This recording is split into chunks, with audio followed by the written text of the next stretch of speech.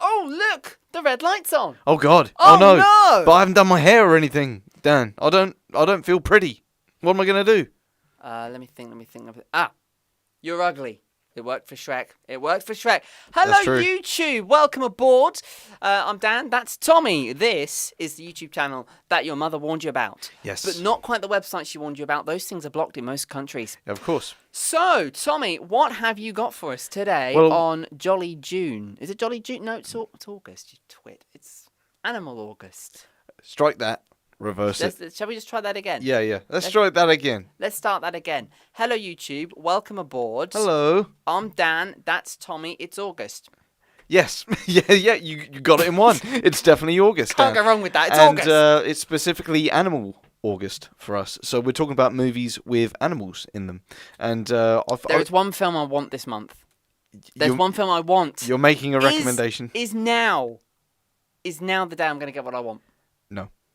Oh, okay. Because I haven't written the... But hang on, you said no. You know what I want then? Yes. You know what I want? I know purely what you want. You know what I want? I know exactly what movie you're after. What I really, really want? Yes, and you will get it before the month is out. I just haven't written the review for it yet.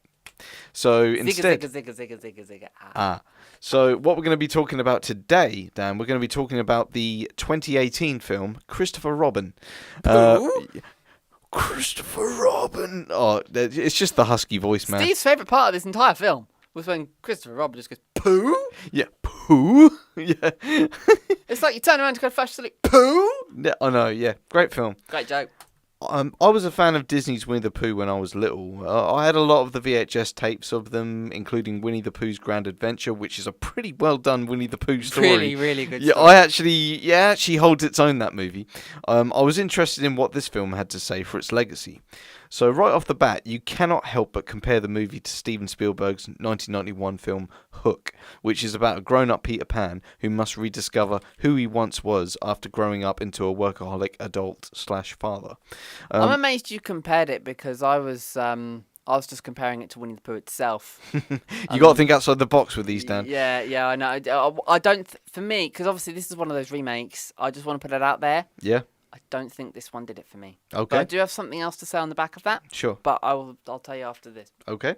I say this practically because the same thing happens to Christopher Robin, who left 100 Acre Wood to go to boarding school, grew up to fight in World War II and start a family with his wife, of whom he has a young daughter, Madeline.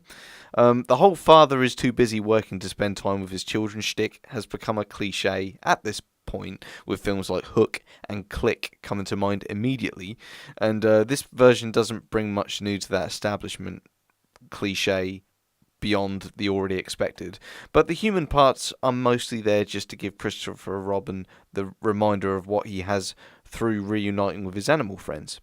Getting to the original Disney voices for Pooh Bear, Pooh and Tigger were brilliantly done for nostalgic effect. Pooh is the heart of the film, with his thoughtful little sayings like, I always get... I'll try and do it in a voice. I always get to where I'm going by walking away from where I have been. Or when he says, people say nothing is impossible, but I do nothing every day. You know, it's little sweet sayings like that, you know, that the film really brings as a character, to the forefront. Pooh is very... heartwarming. Sweet, you know, he's a sweet, you know... He's pure. Yeah, Pooh Bear is a sweet character, and I think that's why we all gravitated towards him as children. So to close, being a childhood fan of Winnie the Pooh, it was nice to see the untold story of it, as it were. It's a very basic children's movie to the casual viewer, but it was fun to watch with my mum, as she remembers me having all of the toys to it when I was little, and my niece now has all those toys that, she gets all the hand-me-down toys that I've had, so to this day I still see my niece playing with... See, I know that from our conversation last week, and you were just planning on taking them back away from her for this new movie we were talking about making. Yeah. We're going to make that. We are going to make that movie. We are going to make that movie. Yep, absolutely. We're going to prison for making that 100%. movie. Disney is so going to not look at the bright side on that one. How much Colombian Winnie the Pooh dust are you looking at? Little teaser. I'm just trying to get a still here of Winnie the Pooh, because I want to make a comment on the animation here. Hang on, we're getting somewhere. That's just a blank screen. Right, okay. Winnie the Pooh is on my screen right now. Can you see him? I can see him. On the screen right I now. see him. Right. So, what did you... I want to know what you... Just I just want to know what you made of the animation here, because obviously the live action animation, Christopher Robin, obviously human. These look like knitted characters to me. Let's see if I get the rest of the gang in on it. I think that was the aim. They're meant to look like knitted toys. They're not meant to look like animals. They're meant to look like cuddly teddy bear toys that are animals. So I think that was meant to be the case with the animation. YouTube police are just so good. This is so impressive. Just seeking through the video, just fine. It was a good film. I just thought I got a bit bored through it. You know, when Disney were doing these remakes. Yeah. And it's only gotten worse now. Well, there's only one of the remakes that I liked. Can you guess what it was? Beauty and the Beast? Not seen it. Jungle Book? Yeah. Yeah, because Jungle Book is the only one I like as well. Every other Disney remake has been sold as. To me, in my opinion, this doesn't count as a Disney remake because it's not actually it's not actually remaking a specific film. It's its own story. It is its own story. So it's it gets a pass on that alone. And on top of that, there's no none of this woke bollocks that is involved in it. Yeah, that's true. I thought you were hitting me on mute there for a second. No. I am muting, but not you.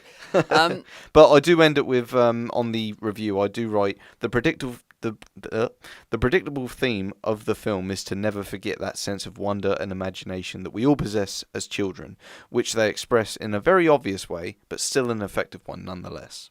So on that note, Dan, I'm going to give Christopher Robin 3 stars out of 5. I think it is a nostalgia trip for the people who watched Winnie the Pooh growing up, but I was one of them, and it spoke to me, and I enjoyed it for its innocent nature. I'll be honest, I didn't enjoy it very much. How much would you rate it out of 5? I'd probably give it 2. Okay, yeah. Not far away, Mm-hmm. but I think it's because I just had big expectations for it. I just found it to be quite dark in a way. Dark? It just, I don't know why. I just didn't. You didn't accidentally watch Blood and Honey by mistake, did you? No. I just thought, by dark, I mean, it was just like,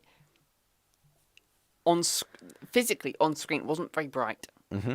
It seemed very dull and a little on the depressing side. I think because of the era that it's set in. That is what did it, I know. But I just still think that the 100 Acre Wood, the whole concept that that bit in the 100 Acre Wood could have been a bit brighter. The issue is they were taking these beloved characters that we all know from a cartoon, and they had to bring them into live action and make them look plausible. And I think I personally think they did an alright job. Like when Tigger gets thrown into a puddle or something, his fur is all wet and it looks quite realistic. I think it looked quite good. I'll be honest. What they did with Space Jam, where they mixed the two up, animation and non-animation, probably would have worked with this. It would have made it look a bit brighter. Funny enough you say that, because I think the new Super Mario Brothers movie should have done that. I think you still haven't seen the new Super Mario. Still haven't seen it, no. But, the plot of the film is obviously, they come from New York and they end up in the Mushroom Kingdom. I think when they were in New York, they should have been played by live action people. And then when they fall into the Mushroom Kingdom, they then become cartoons. I'll tell you what film it worked with when you mixed up tunes and reality. Yeah. Who Framed Roger Rabbit? Yes, yeah, exactly. That would have worked in this because... And to a lesser extent, Enchanted also did it quite well. I haven't seen it. Yeah, it's a Disney film. Okay. But basically, I don't know. For me, it just felt...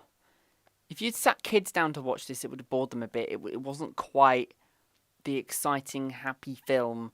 Although it was aimed at the likes of yourself. You've watched Winnie the Pooh all your life. You're older now. It's a bit... It kind of gives you that punch in the stomach that Toy Story 3 did. Maybe it's the kind of it might just be the kind of film that adults who watched Winnie the Pooh when they were children get an excuse to take their children to the cinema to see a film, and that was probably this film. Yeah, I don't know. I just felt it was a bit dark for that. I don't know. I think it was. It's like when parents took their kids to see Toy Story 3, the parents were crying more than the children were. Because I did. Yeah, well, because I went with my cousin, and he's the end credits come on. He's like, "Come on, Dan, let's go." No, we can't go anywhere yet. Why? Because I'm crying. Let me dry my face up, and then we'll get out of here. I just need to do this, and then on my way out. I can't leave there with pandas. No, I can't. Of course, just get out of there. But no, Dan, we will whiz through the rest of this month, and no doubt I will have a good surprise for you, review-wise, coming up before the end of this Animal August month. You'd better. Yep. Anyway, guys, thank you. Like, comment, subscribe, abuse, whatever you want to do. I say abuse every week. No one does abuse you, Tommy. I think they love you secretly. Well, It's you really know, kind of I'm them. that kind of person. Yeah, they don't even abuse me. I'm trying to get people to abuse you, and they're not telling me off. They should be. I should be getting all the abuse, but we're getting no abuse. Never mind. That's always Getting no good. abuse. That's always a good thing. Getting no viewers either, but that's a different matter. You can like, comment, subscribe, all that other great stuff. You can follow us over on Letterboxd. He's more interesting than I am. I just know how to work the gear. Now, we can be followed on... Oh, come on. You know this, Tommy. Every single week, man, you always make me do this. Larkins95 for me. Daniel Moore Radio. Oh, you were right the first time. I was right the first time. Dan Moore Radio. Yes. Over there. So follow us. Disagree with us. Do what you like. We're ready for a fight. Yeah. Well, any debates are welcome here. 100%. Any apart from political ones. Yes. We don't do that. We don't do that. We don't do that. Nuh-uh. Not here. That's Twitch's job. We're on YouTube. That's leave fine. TikTok to that stuff. Oh yeah, leave it to that. Right then, you lot. Have a great rest of your week. Take care, we'll everybody. Catch you later on. All the best.